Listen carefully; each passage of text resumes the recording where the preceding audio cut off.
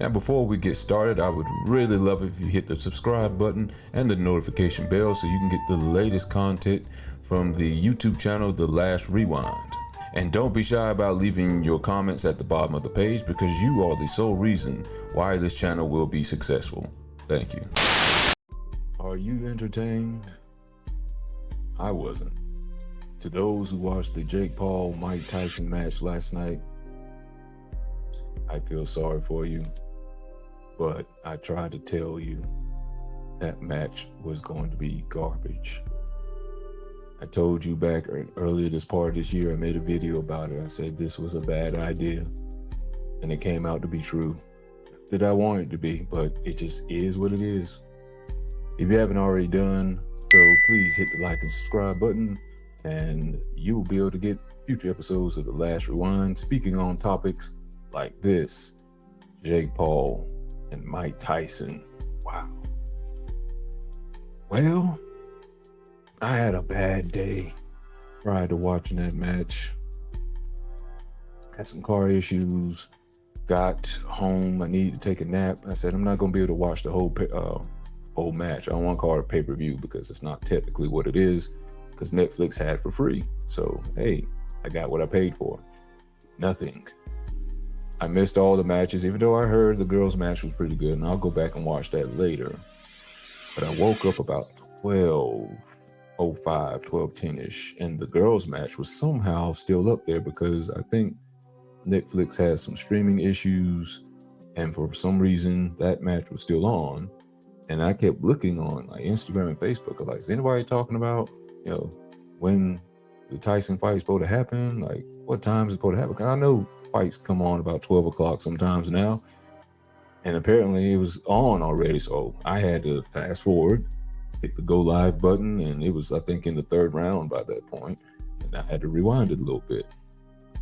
And I said, okay, that's cool, because I'm not expecting to miss a whole lot. So I rewinded it, and I got to the entrance: Jake Paul, Mike Tyson.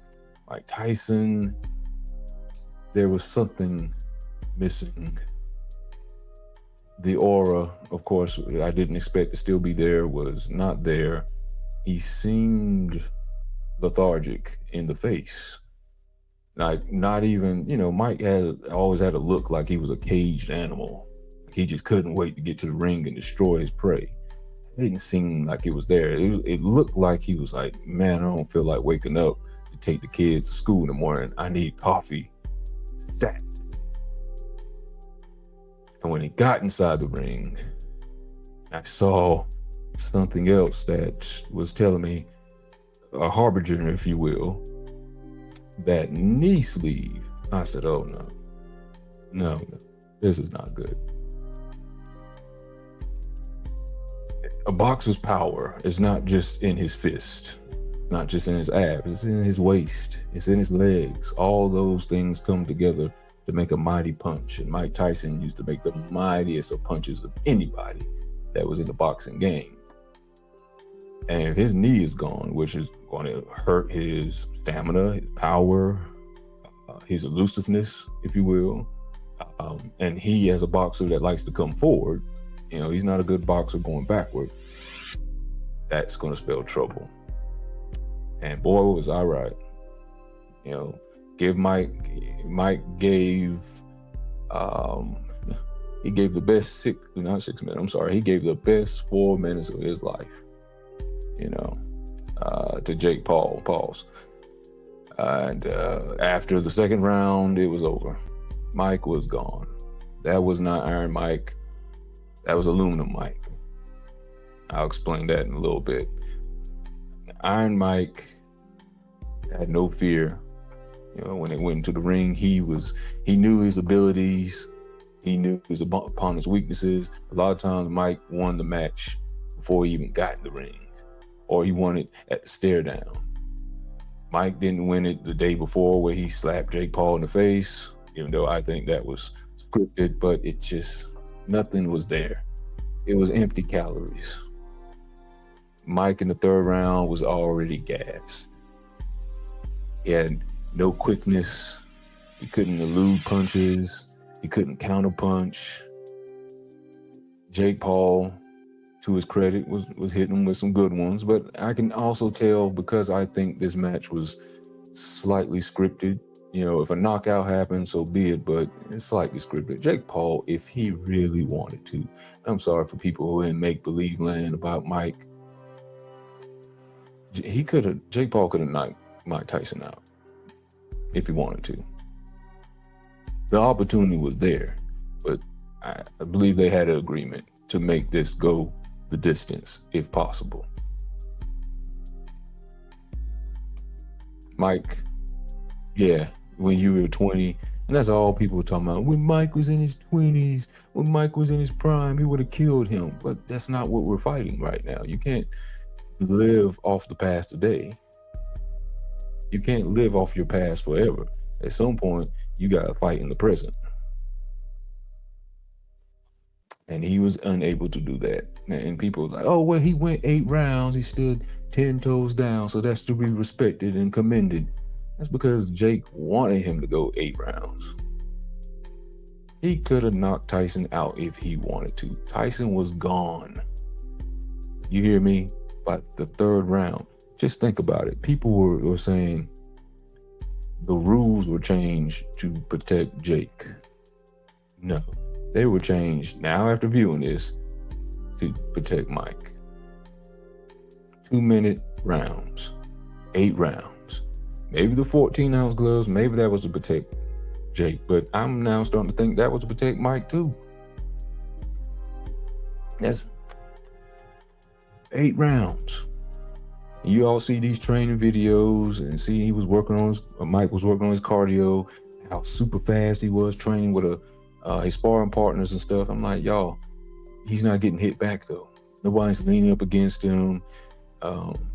Just the pressure of fighting with somebody for real. And even though Jake's now a professional boxer, he knows a little something. It's different than fighting and sparring, or you're just banging on a punching bag or someone with a punching apparatus around their waist. It's not the same. People are like, that's the same Mike I saw in his 20s. Mike looks good, at 58 like he did in his 20s. No. You can't defeat Father Time forever. You can delay it, but you ain't going to defeat it. And even if someone is inexperienced, and that tells you, even as inexperienced as Jake Paul is, and of course Mike is a professional, it's a young man's game to a degree. Again, you can stave it off, but not forever. I hate when people use that phrase, well, age ain't nothing but a number. Let's think about the source of where that came from and why that person said that. Yeah, age is a number, and it makes sense to go by numbers sometimes. Sometimes age doesn't matter depending on where you're at. Anyone would tell you, though, if you get injured in your 20s, younger than that, you can recuperate from an injury very quickly, depending on what it is. Some people twist ankles and then be back on the court the next day, or tape it up and, keep it moving. You start getting your 40s and you start getting your 50s. You twist an ankle, you sprain a wrist, those injuries start to compile and they start to stay with you. You don't recover as quickly. And Mike is probably dealing with that now, especially after last night. He's probably dealing with his knee. That's probably stuff that compiled over years of his boxing career. It just ain't as easy to recover. The mind wants it, but the body doesn't always comply. And let's throw in another nugget last night that people tend to forget. Mike had a health scare, I think back in May or June, because they were supposed to fight in July. Mike didn't have something where he just had a cold or flu or a small bout with COVID or a twisted ankle. Mike, they said it was ulcer related, but they said Mike was about to be out of here. Mike could have potentially died. Mike Tyson was worried about dying in the hospital and not in the ring. I was worried about the opposite last night. I thought something could potentially happen in the ring the way he was looking. But the fact that he had to start from ground zero, this is his words, he had to start from ground zero, retrain himself, to get ready for this fight in November. It's not easy starting over the older you are and getting yourself into shape to fight a professional fight. I think that took its toll on him towards the end. It's not like he had a year or whatever. He only had a few months, 4 months, 5 months. And the process is sped up if you're starting from, I don't want to say ground zero, but he wasn't at the shape I think he was back in May. It's not easy. It really is not easy, you know. And again, the things that were, his knee looked bad, his speed is not the same. I didn't expect it to look, but I thought it was going to be much better than Jake Paul's.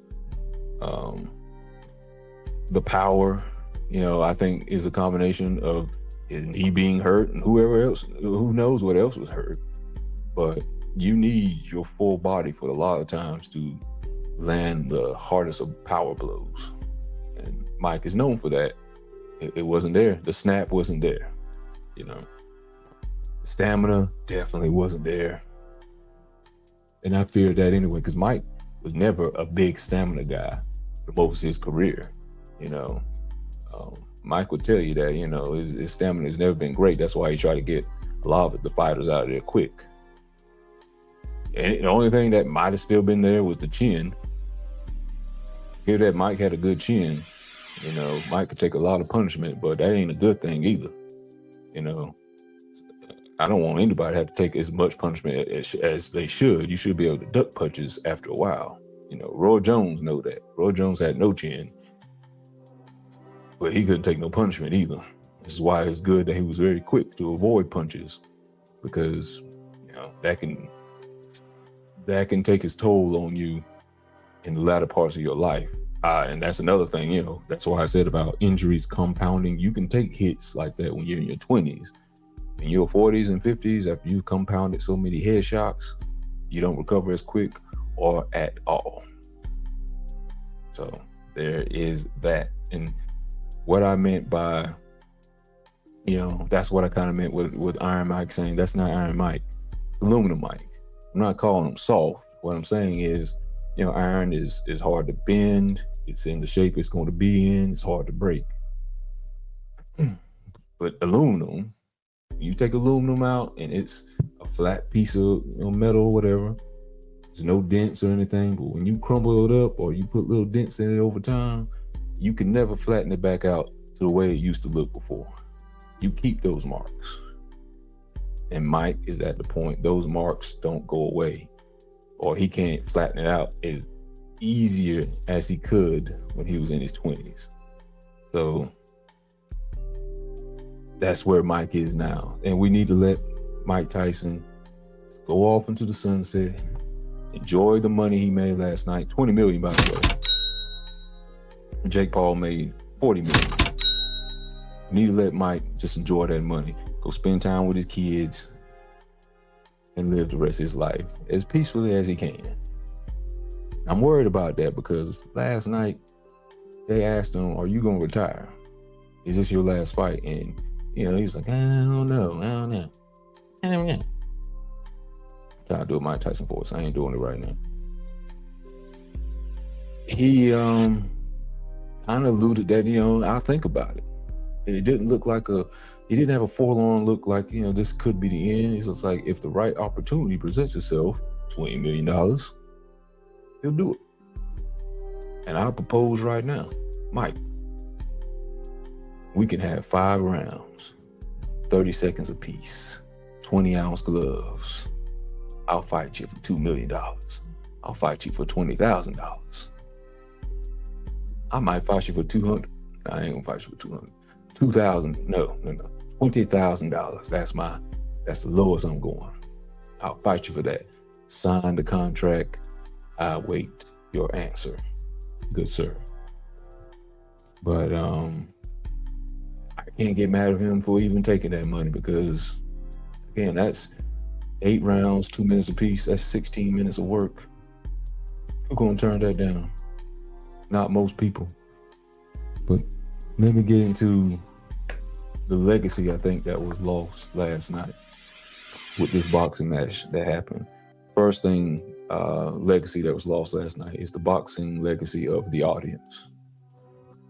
The audience who keep buying into this, and I know this wasn't a pay-per-view again, but there will be others that probably are pay-per-views. I don't know if Jake Paul has a contract with Netflix for future fights, but I'm sure there's going to be other pay-per-views that people will pay $60 or more for circus acts, or NBA players fighting wrestlers or YouTubers or movie stars.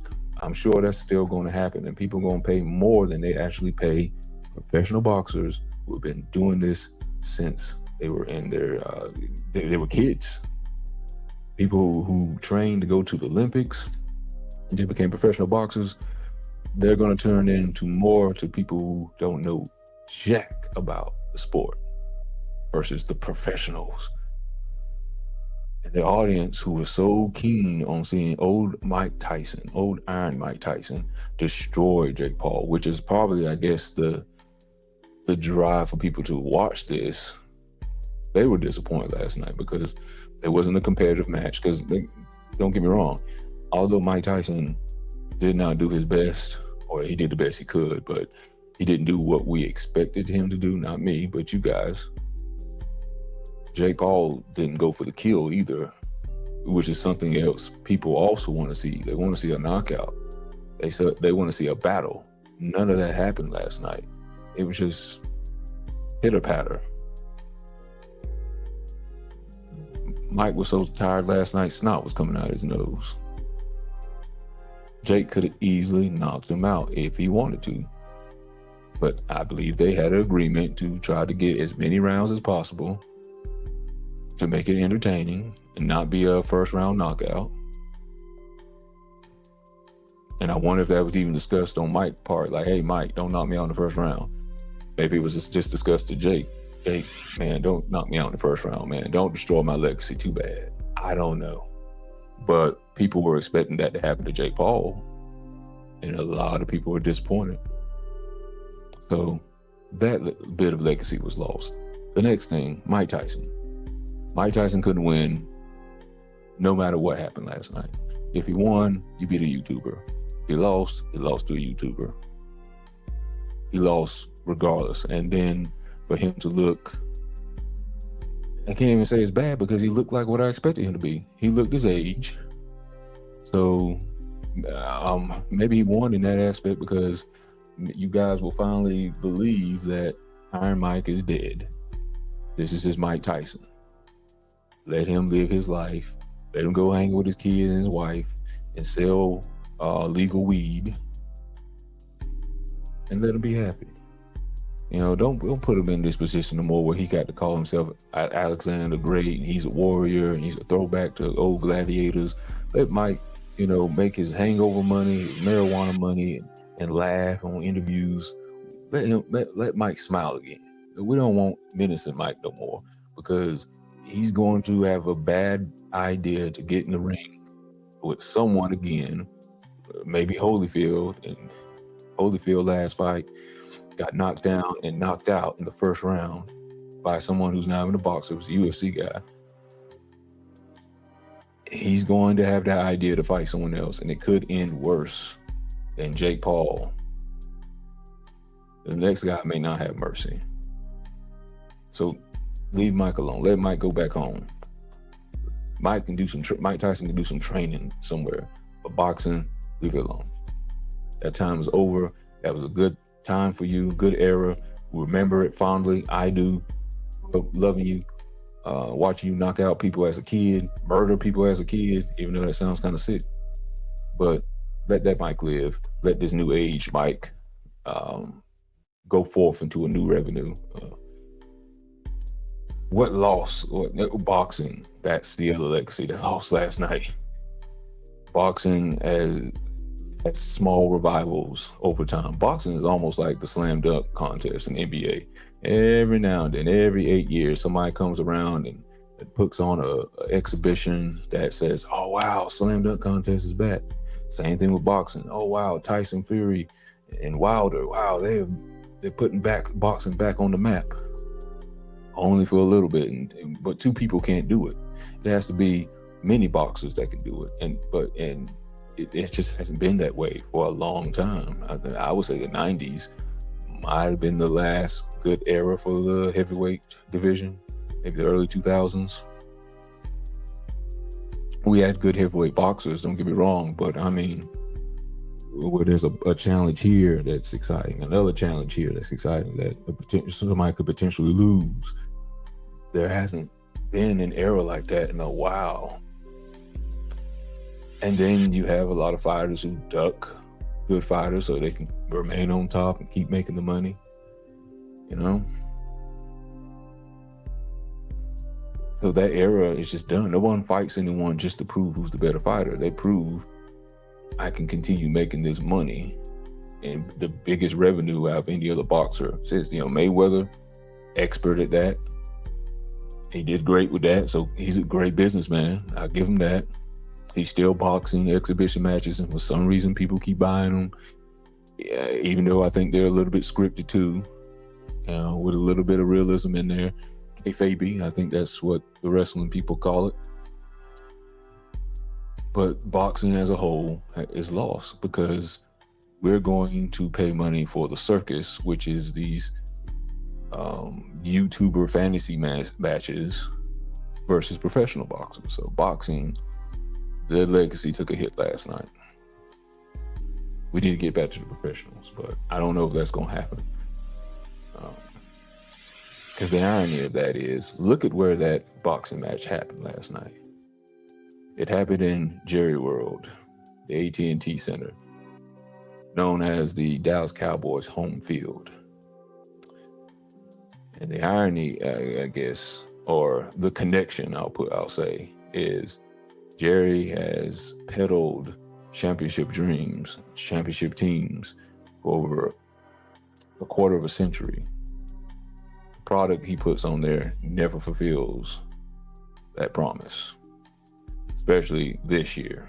And you can see he didn't want to talk about Dallas at one point. He just wanted to talk about the boxing matches that were happening there. It's the same thing with these matches with Jake Paul is producing. Even though people keep going to it and purchasing it, they don't live up to the billing. And neither did this. Even though it was free, it did not live up to the billing. Same thing with Dallas. It seems like every year he puts that team on the field. I know I'm going on a football rant here, but it doesn't live up to the billing. It seems like every year. And until people stop paying, going to these matches, going to these games, it's going to continue to happen, more than likely. Who won last night, though, for the legacy? Jake Paul's legacy won. Jake Paul, you can say whatever you want about him. He may not be a real professional fighter, maybe a YouTube guy, but he's making money hand over fist because of it, because you guys keep paying for it. So I'm not mad at him for that.